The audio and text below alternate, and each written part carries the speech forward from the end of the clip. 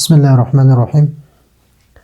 مرقات کا 74واں سبق ہے اور فصل تقسیم آخر للحملیت، حملیہ کی دوسری تقسیم ہے۔ یہ موضوع کے اعتبار سے ہے کہ موضوع کس اعتبار سے ہے؟ موضوع خارجی ہے، ذہنی ہے یا نفس الامری ہے، اور حکم اس پر خارج کے اعتبار سے ہے یا ذہن کے اعتبار سے ہے یا ان دونوں سے قطع نظر نفس الامر کے اعتبار سے ہے۔ تو وجود خارجی اس کو کہتے ہیں جو خارج میں جس کی وجود ہو، مثلا یہ بورڈ ہے، میں ہوں، کتاب ہے، پنکھا ہے، بلب ہے، اور آسمان ہے، زمین ہے، گیس سلنڈر وغیرہ، یہ ساری چیزیں کیا ہے؟ یہ خارجی ہیں۔ اب ہم جس کی ہمارے ذہن میں جو چیزیں ہیں یہ کیا ہے؟ یعنی جس کی مفہوم ہمارے ذہن میں ہے اس کو کہتے ہیں ذہنی، اور نفس الامری اس کو کہتے ہیں کہ جس کی وجود واقعی ہو، یعنی کسی فرض کرنے والے کے فرض پر موقوف نہ ہو۔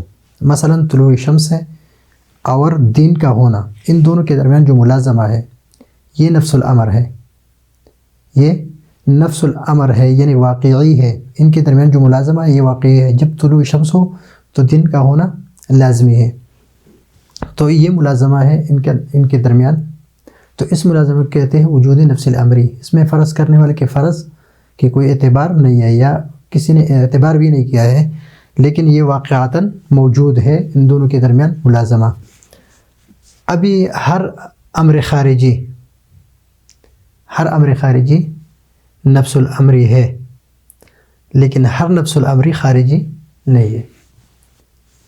ہر خارجی نفس الامری ہے لیکن ہر نفس الامری خارجی نہیں ہے۔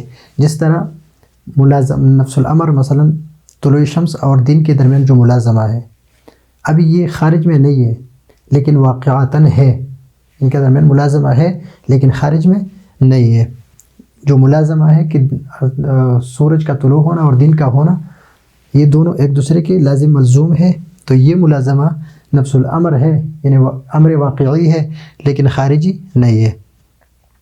اور اکثر وجود خارجی کو ذہنی لازم ہوتا ہے، لیکن ہر ذہنی جو ہے اس کے لیے خارجی کا ہونا لازمی نہیں ہے۔ جس طرح جبل یاقوت ہے تو یہ ذہنی ہے لیکن خارجی نہیں ہے۔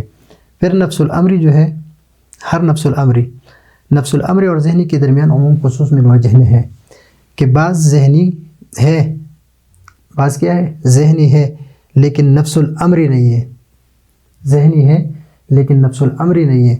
بعض نفس الامری ہے لیکن ذہنی نہیں ہے، اور بعض دونوں ہے کہ نفس الامری بھی ہو اور ذہنی بھی ہو۔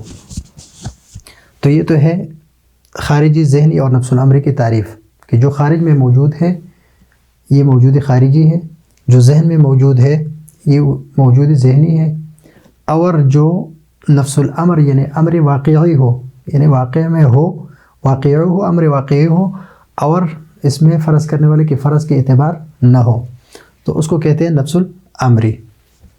اب یہاں پر موضوع کی جو تقسیم ہے وہ اس اعتبار سے ہے کہ حملیہ میں جو موضوع ہے وہ موضوع خارج میں موجود ہے، اس اعتبار سے اس پر حکم لگایا گیا ہے، یا ذہن میں موجود ہے اس اعتبار سے اس پر حکم لگایا گیا ہے، یا وجود اور ذہن سے قطع نظر کر کے نفس الامر اعتبار سے اس پر حکم لگایا گیا ہے۔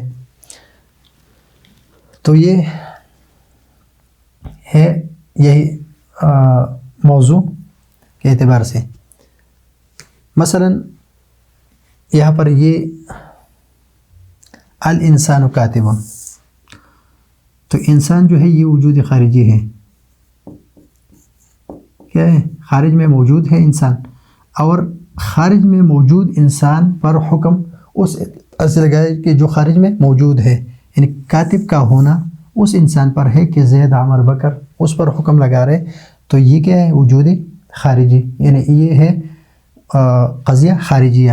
اس پورے قضیے کو کیا کہتے ہیں؟ قضیہ خارجیہ کہتے ہیں۔ ان كان موجودا في الخارج، موضوع الحملیت، حملیہ کا موضوع یہ قضیہ حملیہ ہے، الانسان کاتب یہ قضیہ حملیہ ہے، اور اس کا موضوع یہ ہے، اس کا موضوع یہ موجود ہے کہاں پر؟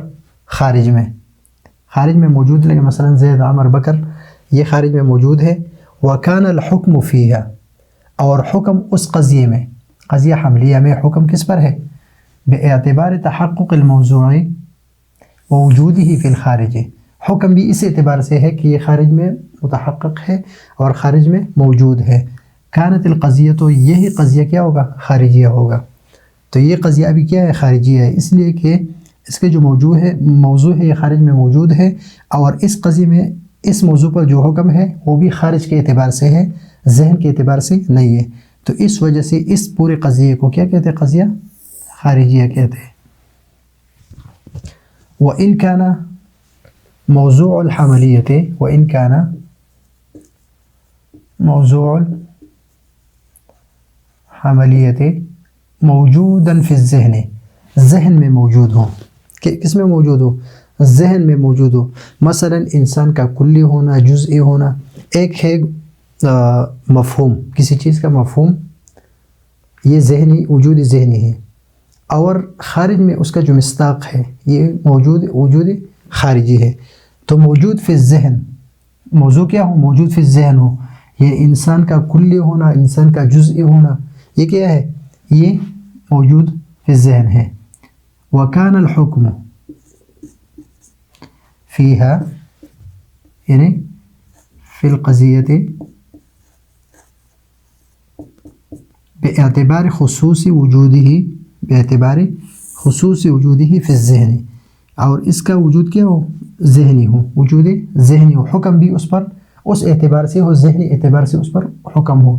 مثلا انسان کلی ہے تو خارج میں تو کوئی انسان آپ نے نہیں دیکھا ہوگا کہ وہ کلی ہے، بلکہ مفہومی انسان جو ہے وہ کلی ہے، مفہومی انسان کا جو مفہوم ہے وہ کلی ہے، وہ جزئی ہے، اس میں نوع فصل، کلی ہے، نوع ہے، فصل ہے، زید کا جزئی ہونا، یہ سارے کیا ہے؟ ذہنی ہے۔ تو اس قضیے کو ہم کیا کہیں گے؟ اس قضیے کو مثلا الانسان کلی، یہ ایک قضیہ ہے، اور قضیہ حملیہ ہے، یہ کیا ہے؟ قضیہ حملیہ ہے۔ یہ انسان، یہ اس کا موضوع ہے، لیکن اس سے وہ انسان مراد نہیں جو زید عمر بکر ہے، بلکہ انسان کا مفہوم مراد ہے، مفہومی انسان، اس سے کیا مراد ہے؟ مفہومی انسان جو ذہن میں ہے، وہ انسان، یعنی انسان کا مفہوم مراد ہے، اور وہ مفہوم کیا ہے؟ کلی ہے۔ تو یہ قضیہ حملیہ، اس کا موضوع جو ہے یہ مفہومی ذہنی ہے، اور اس کے وجود جو ہے حکم کس اعتبار پہ ہے؟ اس قضیے میں جو انسان پر حکم لگایا گیا ہے کلی کا، یہ کس اعتبار سے ہے؟ ذہنی اعتبار سے ہے، ذہنی اعتبار سے، کہ انسان، یعنی انسان کا جو مفہوم ہے ذہن میں، اس اعتبار سے یہ انسان کلی ہے، یہ نوع ہے، یہ جنس ہے، یہ فصل ہے۔ تو یعنی نوع ہونا اور کلی ہونا، یہ انسان کے لیے کس اعتبار سے حکم اس پر لگایا گیا ہے؟ اس ذہنی اعتبار سے۔ وَإِنْ كَانَ الْحُكْمُ فِيهَا، اگر اس قضیے میں حکم ہو باعتبار تقررہ فی الواقع، کہ واقع میں یہ موجود ہے، کہ واقع میں ہے، چاہے ذہنی ہو چاہے خارجی ہو، مع عزل النظر، یعنی قطع نظر، اس سے آپ یہ کام نہ رکھیں کہ یہ ذہنی ہے یا خارجی ہے، عن خصوصیت ظرف الخارج، مع عزل النظر عن خصوصیت